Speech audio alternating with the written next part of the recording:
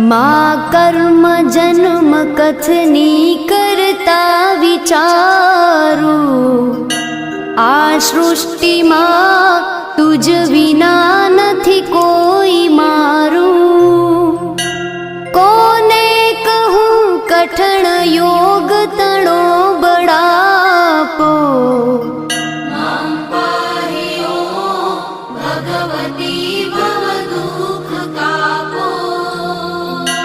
हूँ काम क्रोध मद मोह थकी छकेलो, आडंबरे अति घणो मद थी बकेलो।